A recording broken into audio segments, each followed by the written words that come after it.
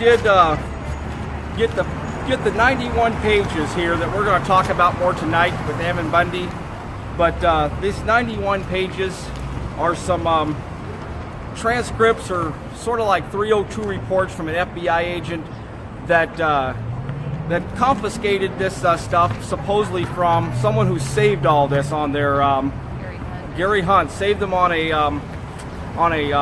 Dropbox type thing. And all these conversations today were used against Ryan Payne here in court. So Ryan Payne got more time than anyone else yet in this trial, and we'll talk about this here in just a moment. Well, get rid of Facebook, Google, and Dropbox. That was the advice given by Edward Snowden over the weekend.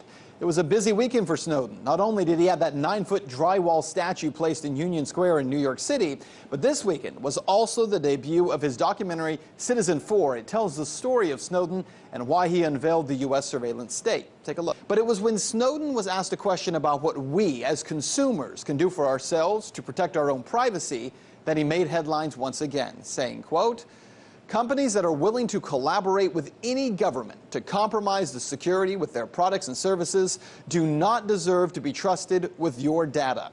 If they do it for one government," he said, "they will do it for another." So what companies is Snowden talking about? Well, actually, he mentioned by name 3 of the biggest names in the tech world. First, Dropbox, saying, quote, "Get rid of Dropbox. It doesn't support encryption.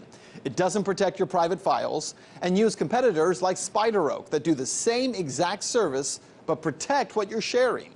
And to be fair, Dropbox says they do encrypt your files. 4 months ago, Dropbox posted a blog in which they insisted that your files are safe with them, saying, quote, "All files sent and retrieved from Dropbox are encrypted while traveling between you and our servers.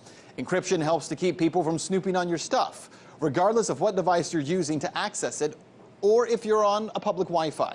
Well, that's true. But what Snowden told the UK Guardian a few months ago is that while Dropbox encrypts your files while they're in transit, they don't encrypt those files while they're sitting on your computer. And that's a problem. Snowden claimed in that Guardian interview saying, quote, "Dropbox is hostile to privacy because it controls the encryption keys, making it capable of handing over user data that's stored on its servers to the government." Instead, again, Snowden says, don't use Dropbox, use services like SpiderOak, which provide the same service, but your files are fully and always encrypted. Okay, now.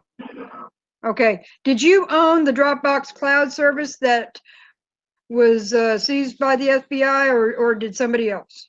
I set up the Dropbox account because I'd been using Dropbox for quite a while to get and distribute large files that were too big for email.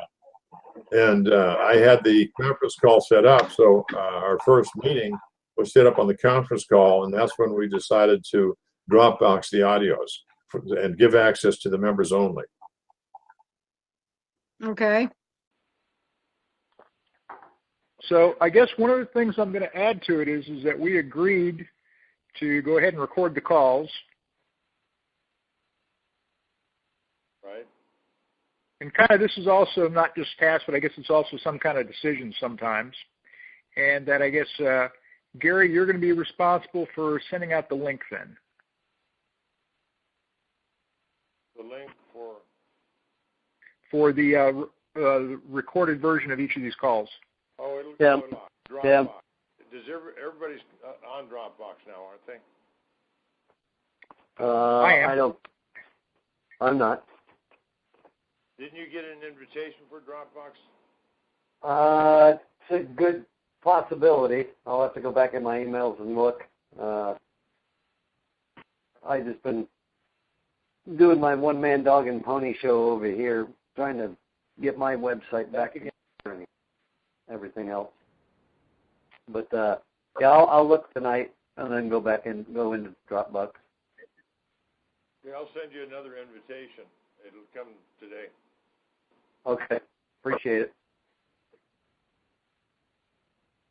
Okay, so then we're going to do it via Dropbox. What? You're going to do it via Dropbox, Yeah, the distribution. Often things are too big to email. I mean, some things are small, Okay. the documents and things like that, but larger items, you know, if it's over 10 meg, a lot of emails won't process it. Yeah. Okay. So we'll do that. What's the situation with Casey Massey? Could his delays and et cetera be based partly on this? It's hard to say, but there's two people right now that have found that their release dates to go to Halfway House have been delayed. They found reasons for it. That's Corey LeCue and Casey Massey. Is it because they're communicating with me? Possibly.